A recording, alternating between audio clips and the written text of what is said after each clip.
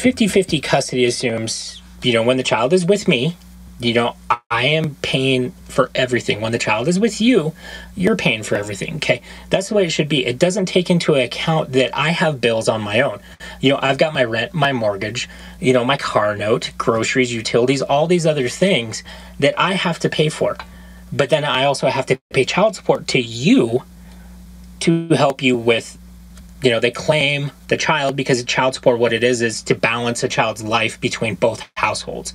So if a child has a standard of living at mom's house or at dad's house, it's supposed to be the same at the other house. That's technically what the whole child support thing is for, okay? Reality is that's not how it's used. We see way too many situations where mothers use child support as a slush fund to go get her hair done, her nails done, pay her car note, pay her utilities, all these other things. And the car note, utilities, okay, yeah, that can kind of be argued that that's going in the child's best interest because this child obviously has to have a safe car to drive in and a roof over their head and so on and so forth. But if mom's working, what's mom doing with her money? That's something that's never addressed. It's always, okay, well, you're the dad, you have to pay this child support, okay? When I went down this road, I had no idea the reality of child support. And a lot of times when I tell people this, it blows their mind and they're saying, oh, that can't be true. It's listed on the Social Security Administration website. If you scroll down to child support, it's like section 4 or 5. It's laid out, bullet point. So basically, if I am paying, let's say $600 child support a month, for every one of those dollars that I pay, the federal government gives 66 cents back to the court system because I'm paying that child support. So automatically the court system gets a kickback for that child support. Okay, you take it a step further. That court and the child support enforcement in that state, they get bonuses. They get a number of different bonuses based off of the number of child support enforcement cases that are on the docket, the number of cases that are in the red versus the black, the amount of money that's owed. Gosh, there's like 15 different bonuses they get for child support. So basically what it does is it takes child support from being in the realm of balancing a child's life between both parents to a money-making system for the family court system.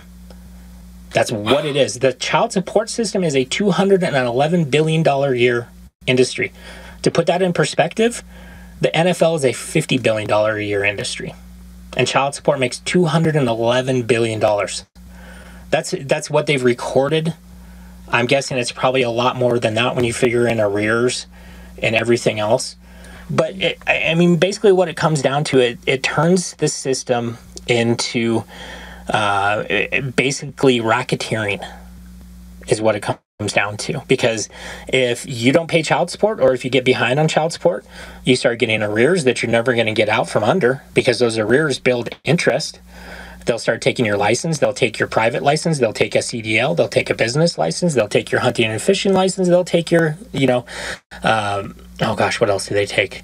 They basically take everything that they can take, with you ending up finally in jail or prison. And child support doesn't stop then. It just keeps racking up and keeps building interest. So if you go to prison for child support for say 5 years and you get out, you are going to be so many thousands of dollars in arrears, you'll never get out. You will be financially destitute. You can't file bankruptcy on child support, correct? No, you cannot. Yeah. Nope, it sticks with you forever. And it's gotten to the point where now you can't license a car in some states if you owe child support, because when you give them your license and they put you into the database, all the databases are all connected, that's going to pop up. And so they're not going to allow you to license a car, not going to allow you to get insurance. They seize your bank accounts. They will freeze your bank accounts. They will garnish your checks. It's very, very devious and evil, the things they do. Well, and the courts actually have an incentive to try to get someone to pay as much child support as possible, because then they're going to make more money. Absolutely. The more money. The more money they can charge you. The more money they can charge you on child support, the more money they are going to make down the way from the kickbacks, the bonuses, everything that goes into child support. So, realistically, when you turn that back around and you look at, remember earlier when I told you the courts look at it as what's in the best interest of the child and how they make decisions? It's not in what's in the best interest of the child. It's what's in the best interest of the court. What's going to make the court the most amount of money? And that's not fathers having custody, because realistically, when you get right down to it, moms don't bring any money to the table in this kind of scenario. It's fathers that bring the money to the table, because when you look at a situation where a father has to pay child support, and then you look at a mom who has to pay child support, and similar, if not identical situations, the father's going to pay at least 3 to 4 times more than what mom's going to pay in child support.